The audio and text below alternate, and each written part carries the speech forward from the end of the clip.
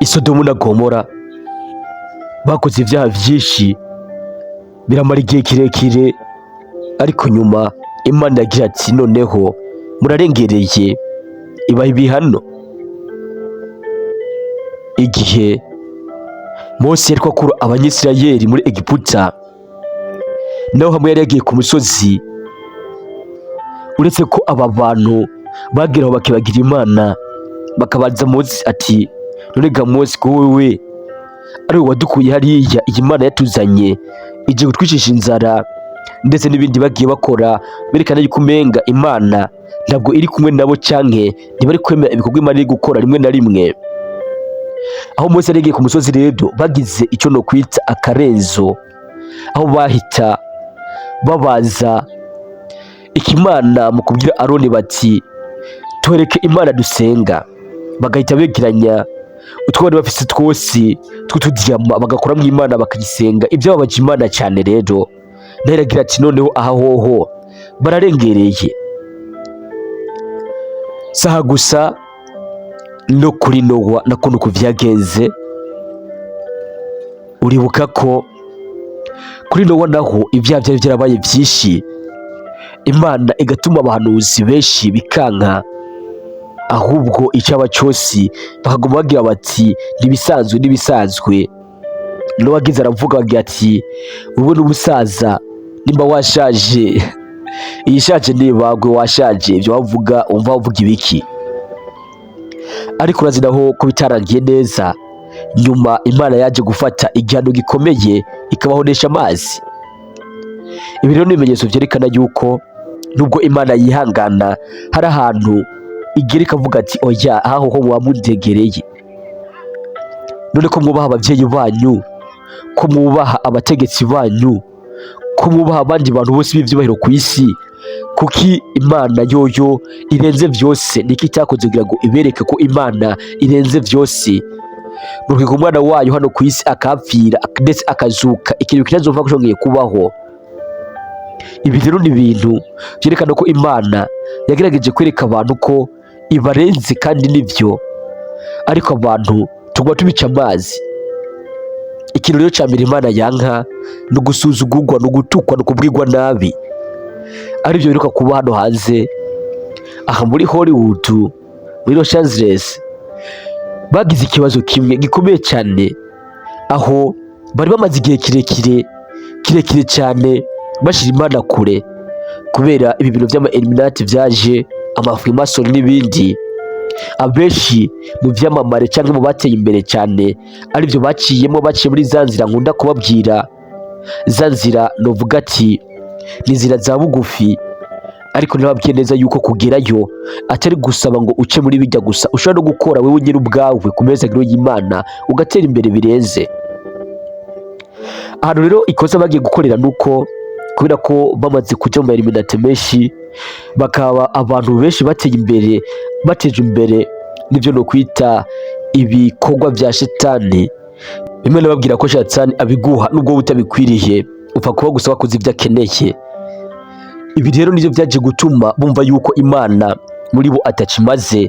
Byari bimaze igihe kirekire rero batyoza ibikorwa by'Imana, ibyerekeye Imana byose bakabityoza, bakavuga ko Imana nubwo yaremye isi atakimaze.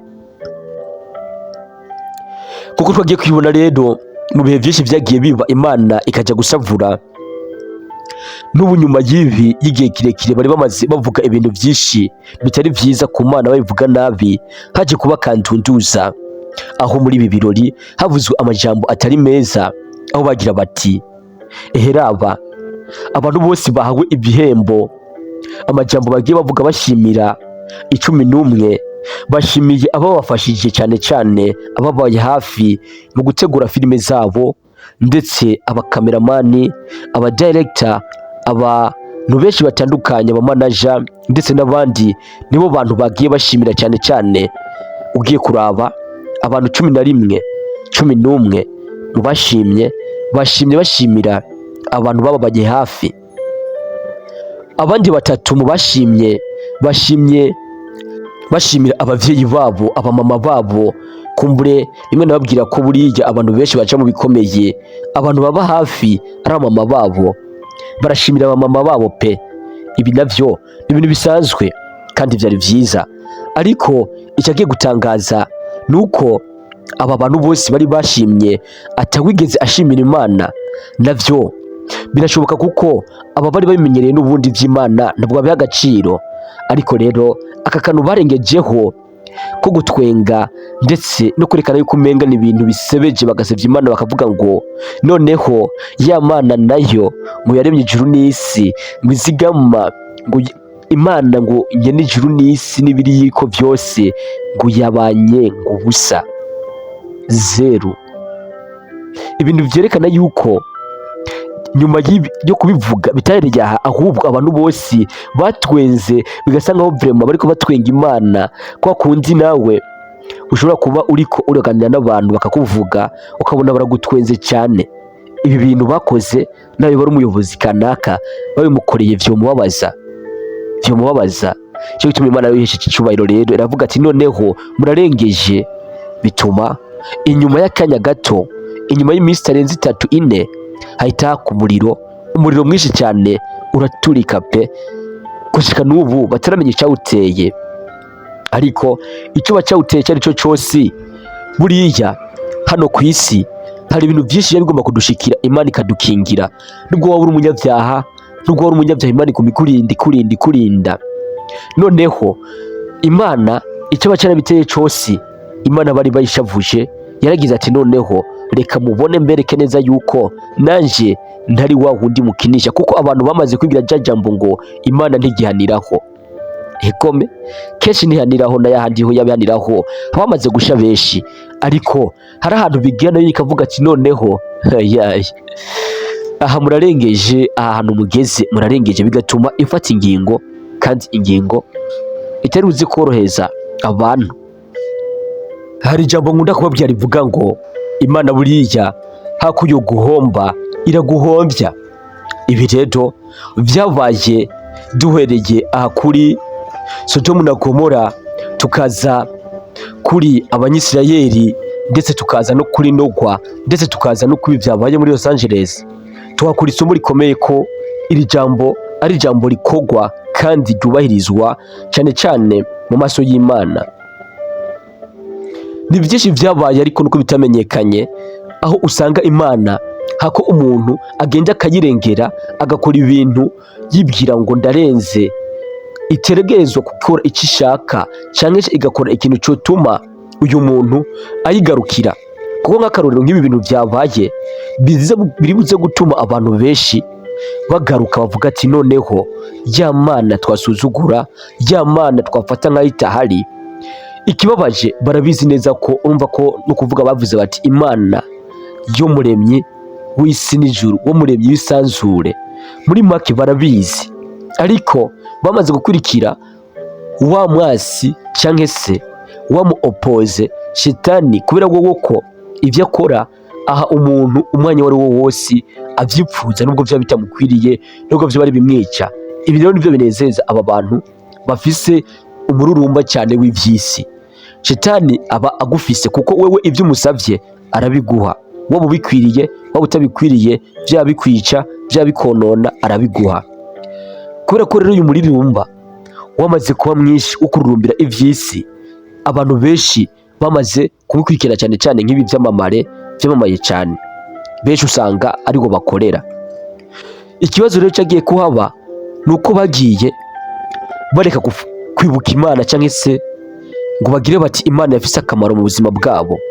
Ariko ibintu byavuga yuko Imana idafise ibindi barinda, kuko Imana buriya ikigongo ifise cyangwa se uburyo Imana ikora mu bikorwa byayo ni uburyo butangaje cyane. Waba uri umwicanyi, waba ndetse uri n'umweliminati, waba uri umuntu mubi cyane, ariko Imana igakomeza ikagutabara mu buryo bumwe cyangwa buriya, ikakomeza kuba hafi.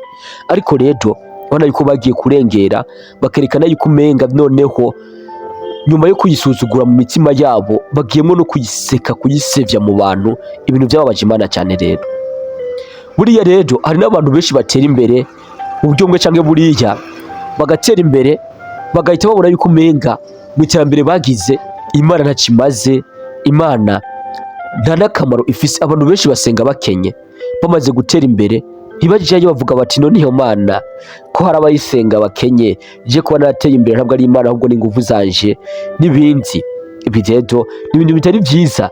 Nawe nimba wizi ko iyo ngeso ko webagiye imana kubera gusa wateye imbere cyangwa uri kurabona ubuzima ariko burahinduka bugatuma webagira imana, kandi niko kenshi bigenda. Abantu bateye imbere baca batangura kubura umwanya wo gusenga, batangura umwanya wabo bagatangura kuwufatira nk'aho umenga bari bize cyane, baje gukora gusa ibintu by'iterambere ryabo, kujya gusenga baba bataye umwanya, gufasha abandi babononye amahera mama we n'ibindi. Ibi rero ni ibintu kenshi bituma imana ishavura bikayigora kwihangana, ugasanga ihise iguhomvya mu buryo bumwe cyangwa ubundi, byaba bigaragarira amaso y'abantu cyangwa bitagaragarira amaso y'abantu, ugasanga isi bikora mu buryo nk'ubwo. Icyo novuga rero ku byabaye byose ni uko buriya twokuramo ikigwa tukavuga tuti noneho imana yihesheje icyubahiro, reka abantu turiko turayisiga, turiko twivayanga mu byaha mama ngo nuko tubona ubuzima bwahindutse, tuyigarukire tumenye ko imana ari ikintu ari ingirakamaro mu buzima bwacu. No God no life. Uramutse ubaye hatamana waba hariko ubuzima waba ubayemwo ntabwo bwaba ari bwa buzima tuvuga ati ni ubuzima bw'umunezero, ahubwo bwa muri bwa buzima bwo kwicuza, ukwama ufise agahinda n'ibindi. Reka rero nibaze ko twakuye isomo rikomeye muri ibi bintu twumvise muri ino video y'uno munsi. Tugiye guhinduka, ego biragoye ariko byibuze tugiye kugerageza tukaja duha icyubahiro imana. Jewe banyita Eri6 Sinze, aho uri kunyumvira ni kuri ya channel nyene tuganira ku bintu byinshi bitandukanye bitufasha mu buzima bwacu. Ibi navyo byaringira akamaro kuba ubyumvise. Reka nibaze ko amaze gukanda subscribe kugira ngo muri kumwe natwe mu biganiro byinshi bitandukanye. Ndabakunda cyane rero, banyita Eri6 Sinze. Ciao ciao.